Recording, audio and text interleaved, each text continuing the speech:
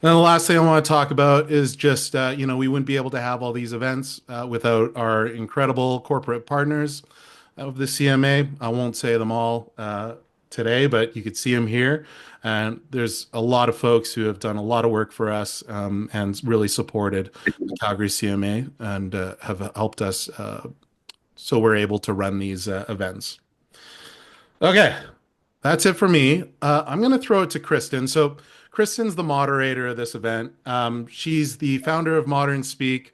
She spent over 15 years kind of working on award-winning campaigns, including leading PR for North America and launching Travel Alberta's influencer program, the Creator House Initiative, among other things. So, Kristen, I'm going to throw it over to you now. I'm going to stop sharing my screen. And yeah, I'll let you get started. I'm going to hide my camera. Goodbye, everyone. Awesome. Thank you for the introduction, Derek. I am Kristen, as he said, and I'm really honored to be here with these amazing panelists today, many of whom I admire and have had an opportunity to work with over the years and follow their work closely. So we're just going to start with Gabe to give an introduction to himself. Well, hello, everyone. So my name is Gabe Medeiros. I am a vice president of creator marketing at Edelman, supporting primarily our tech business, but actually most of our business across the board. So happy to be here with all of you. Amazing. And Jess? Yeah, Jessica Harcum-Fleming. I'm Senior Vice President with Tartan Bond Communications. We're an integrated communications and marketing agency across the country with 4 different offices. And I focus a lot on overseeing our team's creator campaigns, but also crisis and issues management. So bridging that gap between the two. Perfect. And Umair? Awesome. My name is Umair Tazim. I'm the founder of Embold. We are a Canadian influencer marketing platform where we help Canadian advertisers connect with local and micro influencers. Fantastic. All right. So if anybody has any questions they want to pop into the chat while we're talking, we'll get to those in the last 10 minutes of the session, but we're just going to jump right into it. So there's a lot of talk often about vanity metrics when it comes to social media campaigns and really trying to figure out what the best way to measure things are and how to find the right creator fit. So beyond follower count and aesthetics, what do you look for in terms of values and brand alignment when it comes to finding the right creators? Let's start with Gabe. Sure. So for us, the most important thing is actual cultural fit. So we work with a ton of different brands, and they're all different. So when we were looking at identifying the right creators and actually vetting the right creators, the vanity metrics are generally secondary. So we don't really worry too much about impressions because you can purchase impressions. You don't worry too much about engagements because you can purchase engagements as well. What we really look is to make sure that the creator, the content that they produce, the tone in which they produce it, the way that they come across to their audience aligns closely with the brands that we're looking at. And that means having to personalize that vetting or that evaluation to each of the brands, because we know that a financial brand, the way that they come across is going to be very different than maybe a consumer packaged good brand in most cases. So it's really making sure that we're identifying the right creators that match the tone, the values, even the principles of the brand as closely as possible, because we know authenticity is really what moves the needle on creator marketing. I can jump in. I think it's really just playing off of what Gabe said there and that authentic connection. And I think we have some influencers who may have already had an affinity for a brand or a destination just naturally. And so that is being picked up on. And then it's saying, okay, great. Now, do you want to go and do a paid activation with us? So there's really that authentic connection. I think when we've seen it not work is when there is that, disconnect there, and you have somebody who's promoting something, you see it, it just comes across as fake and false. And I think that, to Gabe's point, the reach is almost secondary at this stage because everything can be amplified, even with things like the collaborator tool.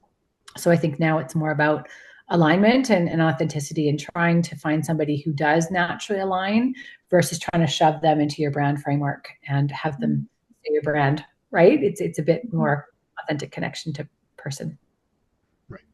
Yeah, a couple other things that we look for, and just to add to what was already mentioned, is the quality of the influencer's audience themselves. So what we're looking for at this stage is does the audience align with the audience that we're looking to reach, so that the reach that the influencer does have is going to the right place?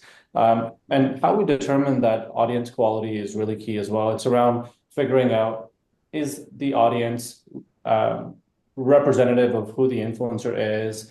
Given that we mostly work with Canadian influencers, what we're looking for at this stage is what percentage of their audience is local, is Canadian. Although you can purchase followers really easily, of course, it's really hard to purchase Canadian audiences. And so that's a key thing that we're looking for. And then another thing that we find really helpful is having some sort of an application or pitch process, so that once we've identified an influencer that we think could create content that would be a natural extension of the brand, we want to hear from them and know like what their view or perception on this campaign is. So we'll often say like, tell us what makes you an ideal fit for this brand, or do you have any past exposure to this brand? And those things really help us, firstly, making sure there's a core kind of quality alignment, there's a content alignment, and also that the storytelling element will be aligned as well.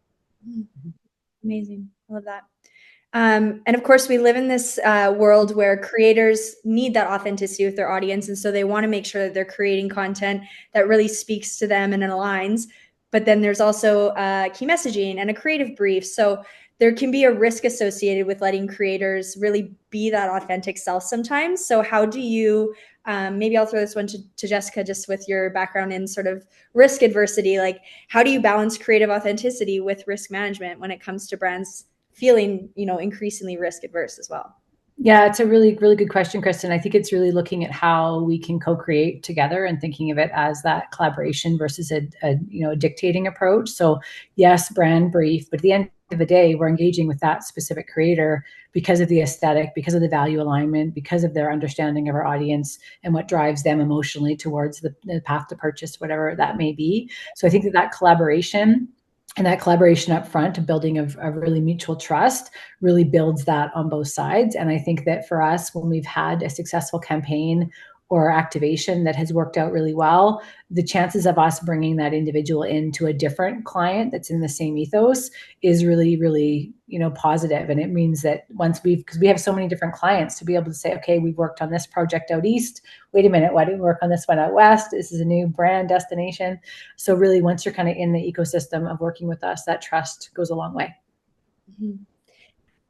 And when you're casting for these campaigns, is there like brand safety, things that you're mindful of? How far back in a creator's feed are you going? Are you Googling them to see, if anything else comes up? What does that process look like to make sure that they are brand safe?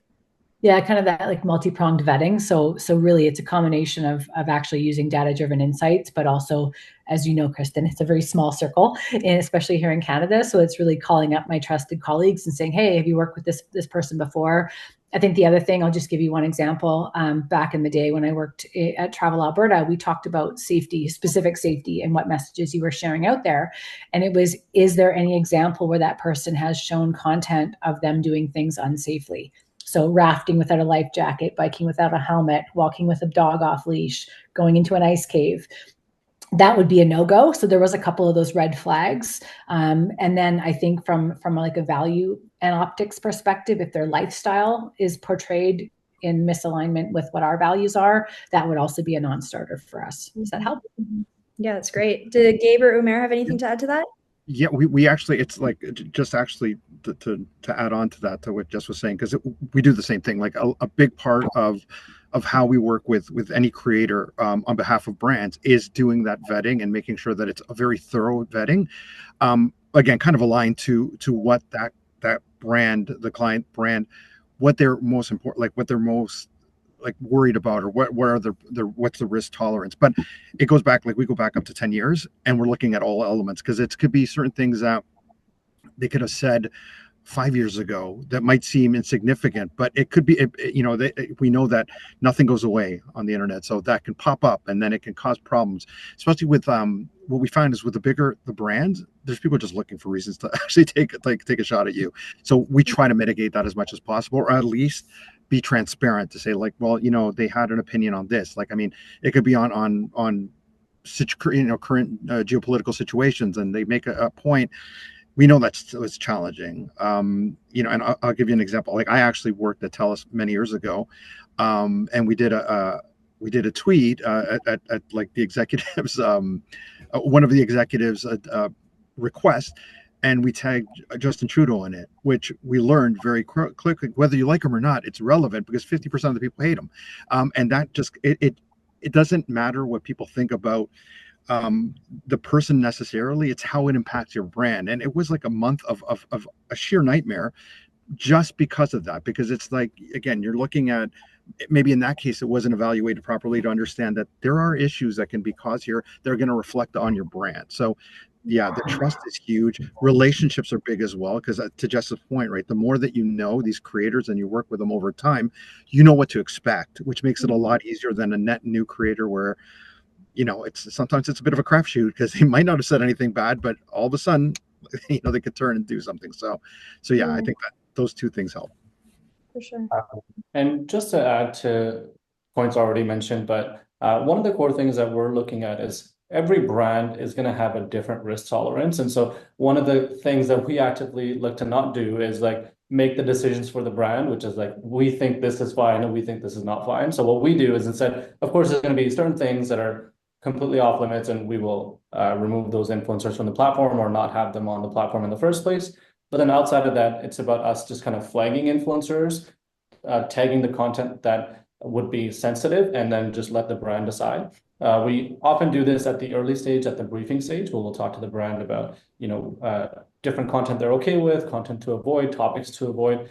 But then oftentimes there's a bunch of content that might be flagged as sensitive, and it will be up to the brand to kind of work through that. But that's the other thing that's helped our brands find more comfort in working with influencers, because a lot of times when brands are new to influencer marketing, this is often the first time they've had somebody outside of their business talk about their business. And so that's a tough journey for them to go on, right? So yeah.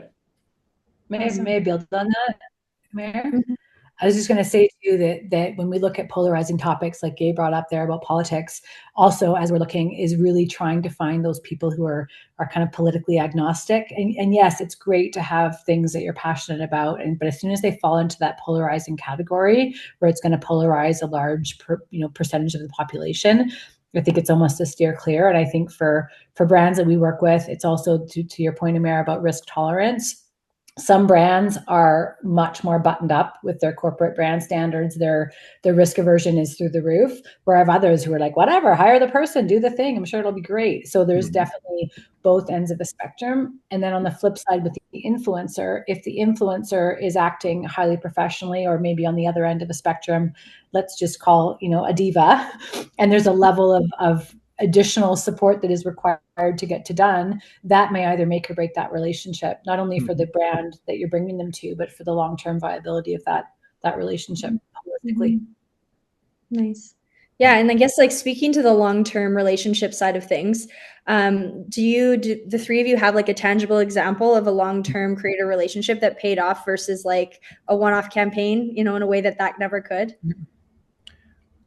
Yeah, I could jump in. We actually have a bunch. So one of the things that we promote is that long-term relationship for a couple of reasons. Like it's that trust factor is increased when you're working longer term with creators. They're brought into your brand in a different way where they actually feel part of it, which is a huge benefit. And that's like in terms of efficiencies, it helps in terms of, you don't have to brief them every single time from scratch on the same things. They know the brand, they understand what they can and cannot say. They understand like the tone that they should be using. Generally, you see efficiencies even in terms of costing, like if you're working on longer term relationships where it's like year-long commitments from different creators, their pricing model tends to be a little bit more beneficial for the brand, and they tend to throw in a lot more earned content just because they do feel that affinity and that connection to the brand. Like Samsung does a really, really good job of it. They do Team Samsung, which is a creator. Essentially, it's a creator roster that they use, longer term partnerships across the board with different lifestyle, tech. It kind of spans across different lifestyle areas, but what they've seen is great results because it also increases, like what we talked about, authenticity. When the creator's audience sees that they are partnering with, like in this case, Samsung, time over time again, there is more of a belief that they actually believe in the brand versus like, okay, you got paid to say that and you're saying that because you got paid. There's more of like, okay, you actually should, like, you do have a connection to the brand, you do believe what they are. And what we've seen is, even in terms of the sentiment of the comments, or the engagement, it tends to be a lot more positive because people do see that connection, and they trust that creator more. So from that perspective, we've seen it work really, really well. Awesome. Yeah, and I can jump in within. oh, sorry. Go ahead, Umair. Oh, sure. So one of the things that we refer to internally with brands is like the goal for every brand involved in influencer marketing should be to build their like core roster of influencers, which are influencers that consist of people they've worked with in the past, customers, as well as advocates online, people engaging with their brand. And the goal, like, and it's hard to get there on day one, but the goal is as you do more campaigns and as you build those relationships, that can come together. One of the good examples of a long-term relationship that has worked out well for us is with an Invisalign provider. We had a number of influencers in key markets across Canada where they wanted to find influencers who needed an Invisalign treatment, but that certainly cannot be a one and done, right? It was like over almost 2 years where we had influencers documenting their experience, their journey throughout, all the way to the very end. I think the last influencer that posted was almost like 2.5 years after the initial treatment started. And so that was a really great campaign where, of course, there's also a cost associated with providing that treatment to the influencer. And so that cannot be a one and done either. So now that created some really interesting pieces of content along the way where not only were we able to document, hey, this is what it's like, but also have content documented showing like what that journey looks like 6 months in, or this is when you're halfway through the treatment and so on. And of course, those before and afters. So yeah, that was just one other example. Amazing. Love that. Yeah, I'll use an example from London Drugs because it's really important to have that authentic connection. And I think before the influencer or influencers are chosen, there's a bit of a scan that goes into seeing, well, are they an affinity user? Do they already shop there? Is there a natural connection? So that's usually the first tick box that we tick. And then after that, because of the nature of the retail business, there's different seasonal campaigns, there's different one-off activations, there's events. And so again, once we get that, those folks into the ecosystem, there's multiple touch points that come from those direct in-store activations to seasonal campaigns to utilizing activations on social media, or perhaps some of the influencers are also doing things like going on earned TV, doing morning shows, and that really becomes that long trend. And again, it makes it really straightforward because you're not having to brief from zero, and those nuances get worked out in the first couple of campaigns. And so it's just kind of, hey, you want to do it again? Here's the money, here's the brief, and then it's go time. So it makes it really efficient on both sides. Great. I'm going to start with Umair for this one. What would you say that brands most often get wrong when they're trying to build that mutually beneficial creator relationship? Yeah, I think it's a lot of brands that are newer to influencer marketing. I think they often think about influencers as kind of like a one and done thing, where it's like, and it goes back to our previous point, which is it's hard to find influencers that fully align with your brand and can be really strong ambassadors for your product or service. And once you find those, it can't just be kind of like one post and on to the next one and so on. So I think it's as you find those influencers, really building those relationships, keeping them engaged over an extended period of time. Another thing we see is where a brand might engage an influencer for, let's just say, like a back to school campaign. And then there's like no engagement for like another like 8 months after that, and then then they're back right up again. But I think it's about kind of building that ongoing relationship so that the audience knows that, yes, this might be a paid sponsorship, but there is an ongoing engagement, and that could have a lot of really meaningful impacts. So that would be my. I could jump in with one thing. Like, creator content is not an ad. And I think the more the brands understand that, or the quicker the brands understand that, the easier it gets. Mm-hmm. A lot of times, unfortunately, especially for brands that might not be as familiar with creator marketing, they tend to look at it as like an extension of an ad campaign. So it's like, say this, do it this way, show this, and we'll be great. but creators, they know their audience. They know their audience better than we ever will. So leveraging them for what they do best versus trying to dictate. And I, like we've talked about this a bit before, but trying to dictate how it's supposed to be said and treating it like it's an ad. That's general. It doesn't. Like I've rarely seen it work when a brand treats creator content like an ad and it performs really well. Generally, it doesn't work because it's not, again, authentic to the creators, the way the creator actually does their content. So yeah, one thing that right off the bat, like, and this one thing that we try to say all the time in terms of when you're talking about creator marketing to any brand, like, it's not an ad. So if you want to do an ad, do an ad. Right. So, and if you want to do creator content, or understand what it's about and the biggest distinction of that. Yeah, I think building off of that too is that delineation between creator content and ad, and being too rigid in your deliverables and too dictating. I think that we've had to have that, dare I say, educational discussion with the client to say, if you want to do spawn con and you want to just script this up the yin yang, great. Well, we're happy to connect you with a creator that has the ability to do that. So it's going to still appear in that same vibe, but it's very different. And I think, like, allowing room for that creative interpretation is the whole reason you're activating their audience. And I think that people's audiences smell a rat, so you smell the fake right off the bat, and you don't engage with it. And then when you have a brand who says, "Well, it fell flat," the second part I will say is we've had to work this out the hard way, is where you're briefing the brand that the content is going to drop on this day. They're going to be tagged. The brand doesn't engage with the content. So the brand's not commenting, they're not liking, they're not sharing on their stories. So none of their owned channels are really activating that content.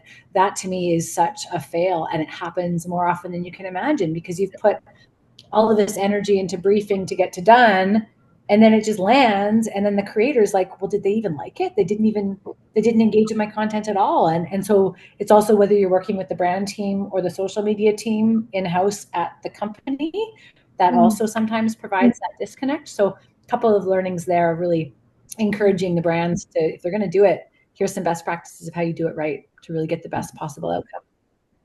Sure. And just building on that, then what do you think are like some underrated ways that you've seen content repurposed for across different platforms or channels, or how it's been amplified, whether internally for a brand or used in other ways? What are some creative ways that other people could be thinking about that? I think I'll jump in. Yes, go ahead.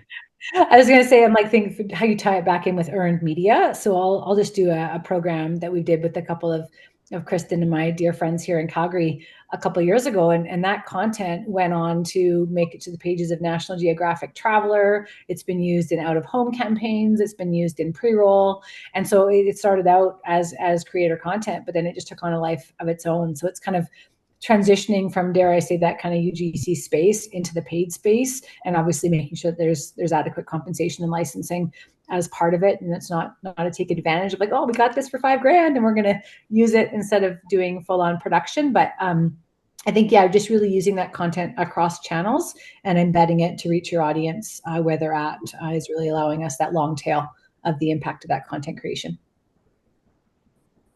Yeah, and for us, one of the nice areas that we've seen influencer and creator content be repurposed is around e-commerce. So, one of the core value that, or one of the things that makes influencer marketing so unique is that the content allows the consumer to envision themselves interacting with the brand, right? Like, that's the goal. And so we have some clients on the e-commerce side that have used influencer content and put it right on the product page to say, this is the product, and you can actually see how other people are using it. And so that's been a really interesting area. And I know it's helped a lot of our clients increase conversions and engagement on those pages. So that's been one that, to be honest, I wouldn't have predicted as an initial use case, but it's gone on to do really well.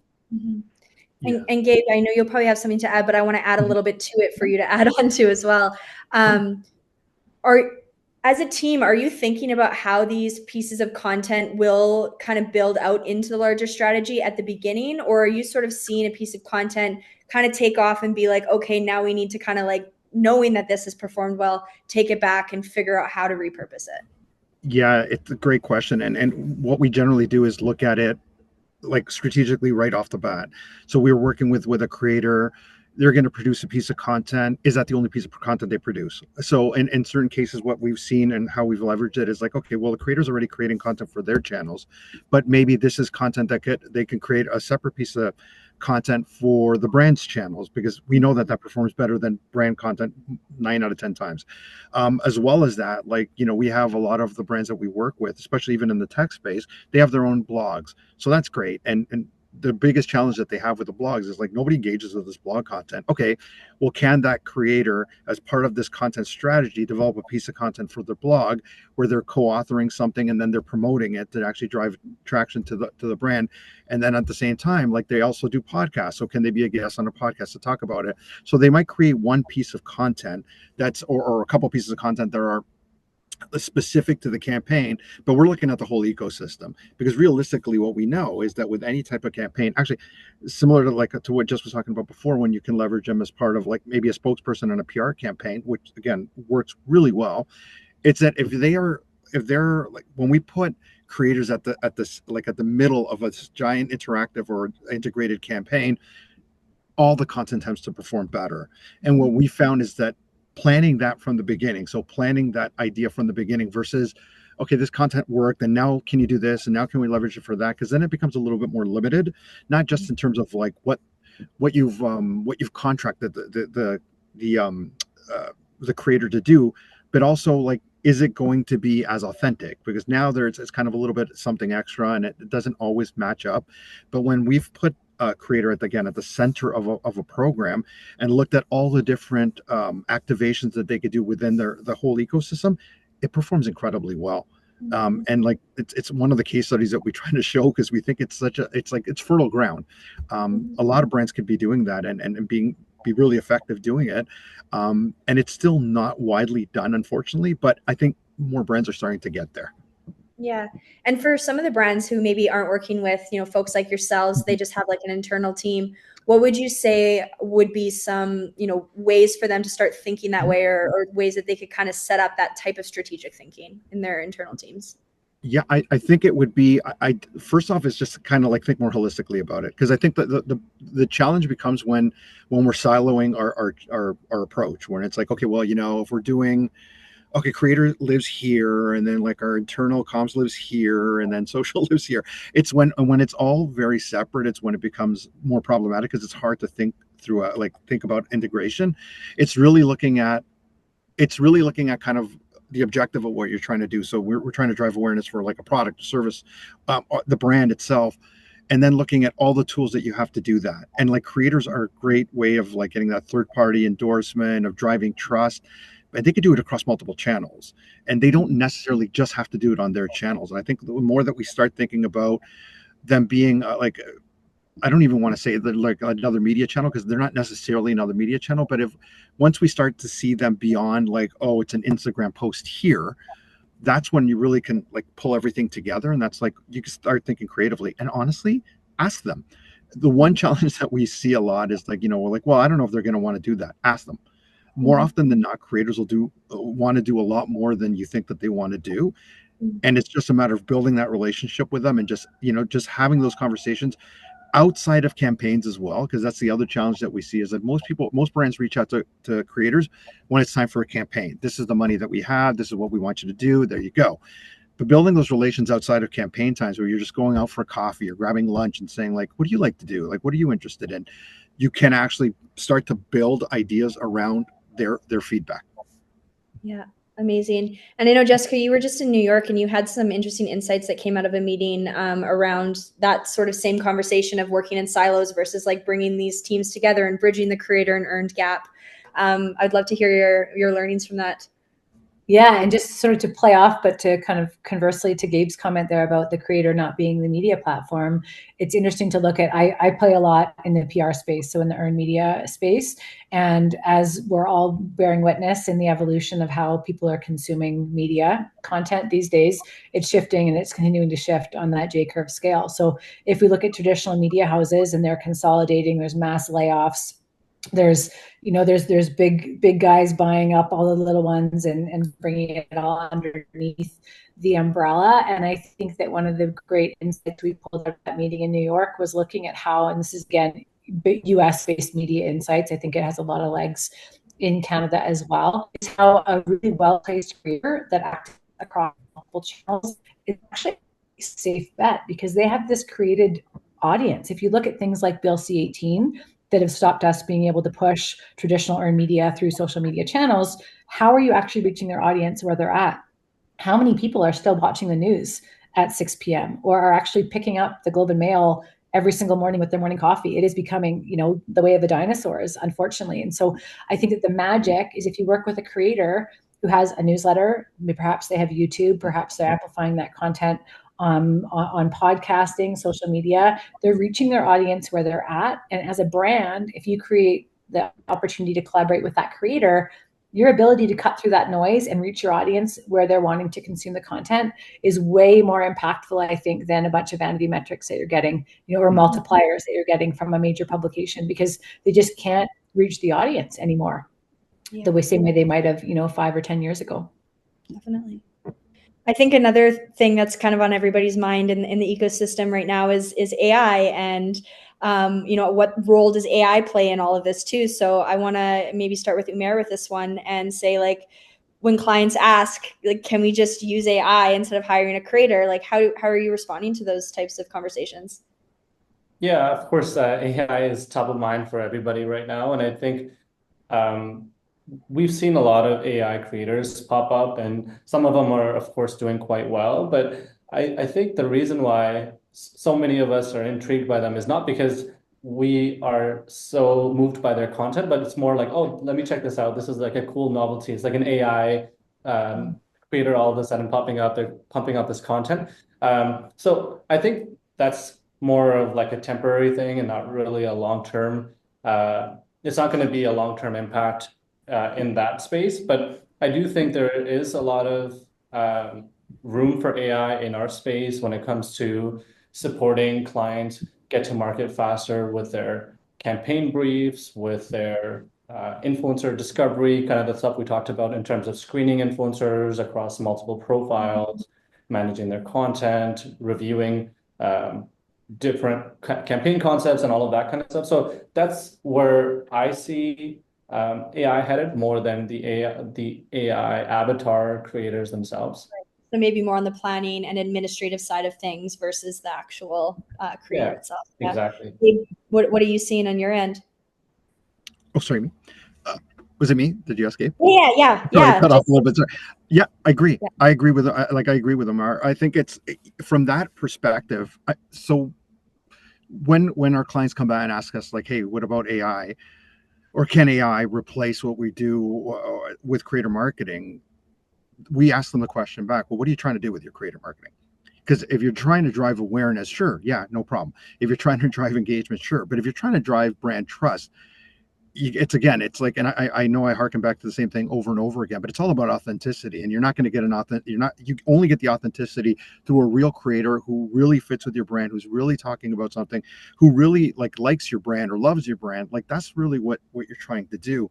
Because if it's just awareness, if it's just engagement, then you're better off just doing an ad, and then sure, AI can help you with an ad. But in terms of the creator marketing space, that authenticity, I don't see it being replaced by AI, at least no time soon. So, but I agree in terms of how you can run a creator marketing program, how you can manage content or identify creators or stay true to timelines, all those things. Yeah, I think there's a huge role there. In briefings, I think it's incredible. Like, if you have a template for briefing books and you're able to replicate those for the most part and customize, that's excellent. Saves you a lot of time. But in the term, again, maybe it's just me, but I don't see it ever replacing the authenticity that a creator brings.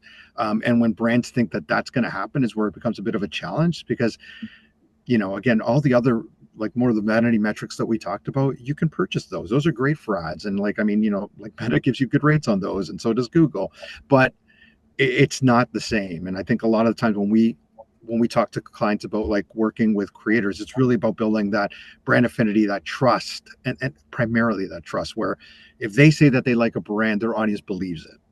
So I think there's a lot of value in that human connection. And I think that one thing I'm finding, especially in working with younger teams, is trying to delineate how you can utilize AI effectively and safely, but also it still doesn't remove that need for critical thought. And I think that combination of critical thought and human connection, like if your goal is to spark a movement or to shift perceptions, really it's that emotional connection that you're trying. And I think that's at this stage only something that a real person can create. Yeah. Okay, great. We're gonna do Q&A in about 4 minutes, but one question I just want to have each of your individual perspectives on, from the perspective of the landscape that you live in. What is the trends that you're seeing sort of over the next kind of like year to year and a half in this space, whether it be earned, whether it be through software, whether it be through the creator space? I'll just let Umair go first, and then we'll go Jessica and then Gabe. For sure. Yeah. So for us right now, we're kind of going all in on the AI space. We're really focused on taking like the workflow of a campaign and building like agents throughout. Because for us, we're seeing that brands want to work with a large number of smaller nano influencers. And that's really hard to do today when if you want to run a campaign with like dozens or even beyond that of like local influencers across the country, to be able to vet all of them at scale, manage the communication, and get it to market. It's a lot of work, and sometimes that may not be accessible to the majority of brands. So that's kind of where we see things going right now, and that's the big kind of bet that we're making. So, so yeah, that's just our side of it. I was going to say, I think relationships will continue to be the most important thing, and really maintaining those relationships with impeccability. I think that really speaks to that trust. And I think if we look at the transition between, or perhaps the gray area between earned media and paid content creation, I think we're seeing a lot of journalists who are unfortunately being squeezed because of lowering wages, closing of outlets, all sorts of things like that. But they are now creating their own way of reaching their audiences. So traditionally they might have been a freelance writer. Now they're creating their own presence on social media. They're creating things like Substack, where they're bringing in additional revenue, where they're able to still share their thought leadership or their expertise, but it's in a bit of a gated or perhaps ungated complementary way. So I think just really a bit more of a merging of the earned and the paid space, I think, is really to come. But really, I think that keeping on that trend of relationship development, and if you have a great relationship, that's when you have somebody one phone call away and they know that you're great, they're great, it's the fastest way to get to done, and everybody wins. Yeah, I agree with both of those. I think the other things that we're seeing in terms of some trends are like long form content is I don't know if it's emerging or making a comeback, but like we look at a lot of like, long form serialized type content, which is working really, really well. Everybody has a podcast, for better or for worse. So, I mean, and some are really, really good. And like the newsletters and then like longer videos, like all of those things are we're seeing an emergence of it. And a lot of creators just doubling down on that. And then the other trend, which I'm going to massacre the name because it's like what I've heard it called a bunch of things, but it's almost like dark content. And it's not what you think. It's not like, really dark. It's people being real. So the curated, like everything is perfect, my life is amazing, like everything's wonderful, is kind of moving towards like, this is a real me. So I might break down on camera. I might actually show my emotions. I might talk about being frustrated. I might talk about things that are not working well. And it's kind of like a move towards even more authenticity in the creator space, which is, I mean, it's welcome in a way. It's challenging sometimes for brands because they prefer the highly curated, like everything's perfect type content. But like when they're able to leverage it properly, they're able to partner with the right partners who are providing this real, like down and dirty look at what life is really like for them, it actually is incredibly potent and it becomes really, really good content. Amazing. Yeah, and I don't see any questions popping up in the chat quite yet. So what I'll add is one thing that I'm hoping to see more of. Just acknowledging that maybe we're also kind of losing the massive production side of things when it comes to like brands spending millions of dollars on big commercial shoots, and now they're wanting more quick turnaround content, stuff that's like the trend is today, we got to get it out. So using content creators as mini content studios to be able to kind of turn to them with their expertise and their internal teams to say, we need this piece of content executed, and it doesn't make sense to hire craft services and location scouts and crews of 100 people and all of these things to do it, when we could just have these, teams that have their own gear that can go out and get the shots and put something pretty valuable together for social media content. So we're working with a lot of auto brands that are looking to really like pump up their UGC content with like multiple videos a week and that kind of thing. So I think that there's a really great opportunity for creators to kind of step into that like production studio space. And then to speak to what Jess said earlier, where they had that, group do that, and then that content went on to do so much more for their partner and client. Just makes sure your usage rights are locked down. Yeah, for sure. And post production, having that conversation, the price tends to go up exponentially. Yeah, definitely. That was a great conversation. I had a couple notes, and I wanted to ask one that slightly different from what we were talking about, but still related to influencers. And that Matthew McConaughey, as an example, is, I would kind of consider him like a cultural influencer, but he's now been brought on by Salesforce as their celebrity sort of creative director. I wonder if that you're seeing any more of examples of that kind of thing, where brands are looking to influencers who have a taste or a style profile or a vision, and leveraging more the direction of the creative holistically, as opposed to just the executioner of an asset. Yeah, I'm seeing it a lot with I follow this one creator. Her name's Chelsea Kwai, and there's a journaling company that brought her on because so much of a part of her brand is mindfulness, wellness, journaling. And so they actually brought her on as like their lead ambassador for this program. They created a Chelsea journal. It sold out before it was even, made. And there's other surfing influencers who've now been brought on by Billabong to create their own line of bathing suits. So I think it's, again, like that authenticity piece is, if a brand is seeing someone living and breathing a certain niche or a certain lifestyle or something, then it's wise, and they've got a really highly engaged audience, it's wise for them to bring them on as a product partner, as a creative director, as somebody who can build a product that now you've got this dedicated and closed audience of usually like millions of people who are probably going to buy that product because it's like a bit of fan lore, because it's like, I love this person, I idolize them, I want to have the thing that they created. But then they have their own like marketing channel to be able to get that information out to them. And then anybody else who sees the bathing suit that may not know the creator that likes it, it's like, that's just extra on top. Well, look at what Sarah from the Birds Papaya, and maybe a bunch of dudes in the room, maybe you don't follow her. But she's amazing. But she hit 1 million followers, and she's been repping Nyx as a creator for a while on the kind of influencer content. And now she hit 1 million followers, and it was almost like this exponential J curve that's now happened for her, where now she's becoming the character in all of their brand campaigns. And she's also influencing because of her body positivity. It aligned with their values as being, underwear for all. That's not their tagline, but essentially, like, really inclusive with their marketing. She was already doing that, and so it really speaks to that authentic alignment of values, and that, I think, has just taken on a life of its own. Where now there's campaigns, there's events, there's out of home. It's all really integrated together, and it all started with just being someone who loved the product, and it just went from there. Yeah, I think this is also part of. Oh, sorry, Gabe. Go ahead. No, go ahead. No, go ahead.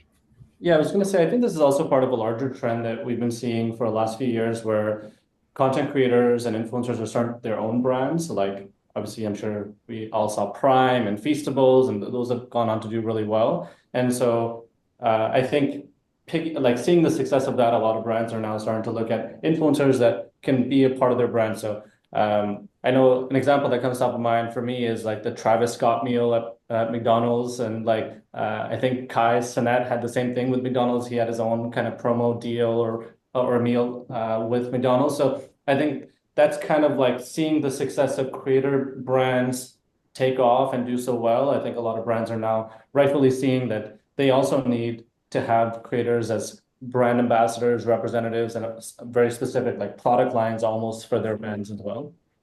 Yeah, it really is about kind of, again, building that something different, and really integrating them into the brand. Because like, yeah, I in a previous job I worked on McDonald's, and like they did it with Scotty Barnes, they do it with like hockey players, and it's really about like you need to go beyond just the like, hey, check out this product. They have to be kind of integrated. Like we see it even globally with Samsung, where they brought in Sydney Sweeney in the height of her popularity to actually help create or design one of their new phones, right? So it's really interesting. Although the caveat with all of this is it only works if it's authentic, right? Yeah. Like it only works if like a Sydney Sweeney actually uses a Samsung, and not after her contract is done she goes back to her iPhone. So as long as they're doing that, and like even with McDonald's, sometimes it's interesting because they'll partner with some people like, oh cool, this is this meal for the so and so, or even Tim Hortons does it with like Ryan Reynolds. And what some of the feedback that we've heard is like, okay, do they really eat that? Like really, like how often is like, Kai's not eating, well, maybe that, but I mean, like, how often does Travis Scott eat at McDonald's? Which is one of the challenges, like, when working with them was that it's like, okay, I get what you're trying to do, but make it authentic. Because if it's not authentic, people are going to see right through it. So, but yeah, when it works really well. Mm-hmm. I was going to say with Matthew McConaughey and Salesforce, Mark, like I can't picture Matthew McConaughey sitting here data entry. That to me seems really inauthentic as Why like would he? a celebrity spokesperson. It's very misaligned. But he'd probably not be wearing pants, and he'd have a glass of tequila, and also be low-key recording a calm sleep story. He's everywhere, that guy. He's everywhere. In his Lincoln. He's like the first human that's maybe been cloned, because I can't understand how he does all that he does. Yeah. Matthew McConaughey just putting his movie scripts in the CRM to track his deals coming up in. For Ryan Reynolds, placing his own products in all of his films. Mm-hmm. Yeah. I had a quick question about yesterday. We had this event that was all about ROI. So I had a quick question about, the micro influencers or nano influencers. How do you present these type of influencer marketing results to, your CFOs, your execs, your stakeholders, people who want that hard ROI on folks who are, I don't know, maybe taking like $2,000 for a Instagram post with their nano influencer audience? From our perspective, it comes down to actually setting the expectation right ahead of time. So if you're using a nano or a micro influencer and you're thinking you're going to get giant reach, that's not what they're for. Like that's generally not, or let me put it this way, it's not what we generally use them for. Like if it's more, they tend to have more of a niche audience, but are highly engaged audience. So like if it's part of an affiliate marketing program, they tend to perform really well. Or if it's to drive traffic to a website or an app download, like especially within a specific niche, that's when they tend to perform well. So the one thing with reporting and with anything, like, so definitely in micro and nano influencer, but like reporting on creator marketing in general, you have to set the expectation ahead of time for what you're trying to do.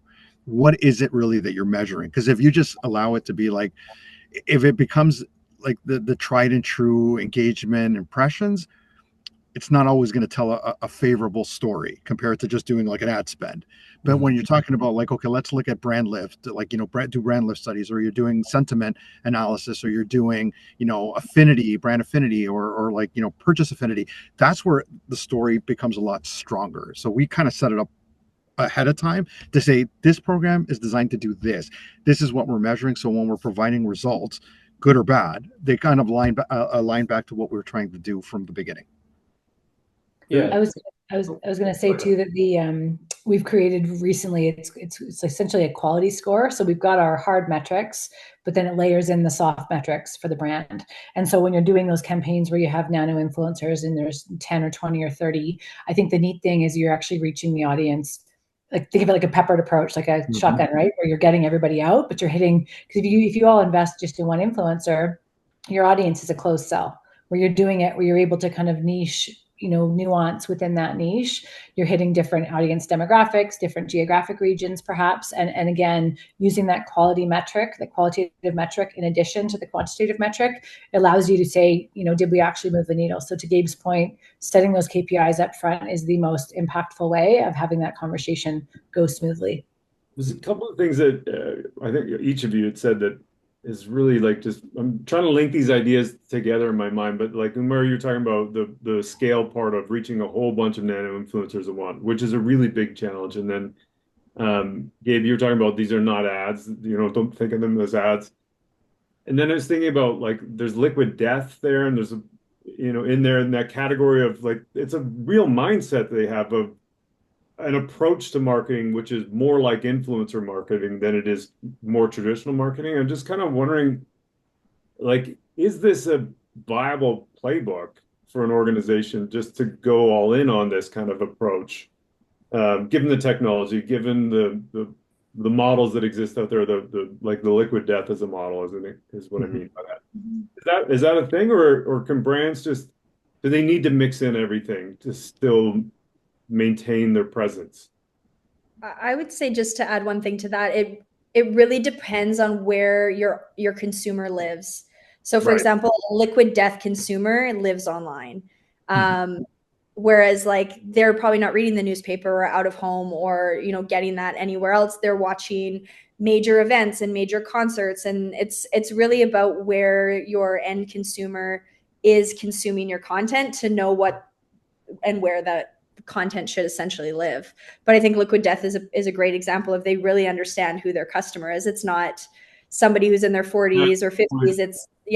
It's maybe gamers, it's TikTokers, it's people who are watching F1 on the weekends. So they've figured out who it is, and now they've activated on the right podcasts, the right channels. And they're doing a lot of, which is also something that's interesting that wasn't talked about today, where it's just brand placement stuff, where it's just like sitting on a gamer's side of his desk while he's streaming, or sitting, somewhere in the room and someone's doing a video podcast. Because that's another form of influencing that isn't, hi, this is this, and these are all the key things. It's just like it's there. And for anybody who watched New Girl, they did it with Toyota, and it was like the most obvious brand placement ever. But they did it, and they do it in movies all the time. And I think, yeah, the Liquid Death has done a good job of even just doing those types of things too. Interesting. And into Liquid Death example, like they bombed releasing that product into the UK. So it's an interesting thing because it's not necessarily that because you can do it well in one country means you can do it well in another. Like I think it's it's interesting. Also, it's canned water. Like I think you also have to understand who your demographic is. Like that, just not to be offensive or anything, but that feels very American. Like I can't see like a UK person being like, I'm just gonna go and get my can of water. Like it's just totally different mindsets of how cultures consume content and how cultures get caught up in the keeping up with the Joneses and trying to have the things that the influencers have. I think that there's a more susceptible demographic in the US market for things like Prime and Liquid Death than maybe there are in other countries. Yeah. And it also is an interesting point that kind of show that like creator marketing or in this case, celebrity, whatever it may be, it's very different regionally. And there's a lot of times like, you'll talk to brands that have like North American operations, and they'll say like, oh, we could transplant what we do in the US in Canada. It doesn't work. Like, or generally it doesn't work because like, even we're not as celebrity conscious as like the US is in many cases. So like, having a celebrity endorse a product isn't necessarily going to build brand trust here. And it's like, it's a really different, even the way that we work with creators is very different here. Like I've had the I guess fortune or misfortune of working across the border where I worked on US programs. It's very, very different. Like, you throw a stone and you'll hit 3 influencers in the US. Here, it's more of a a group, and they're all very tight knit and they all kind of know each other. It's so different that like thinking that we can transplant from one region to another just doesn't work. Cool.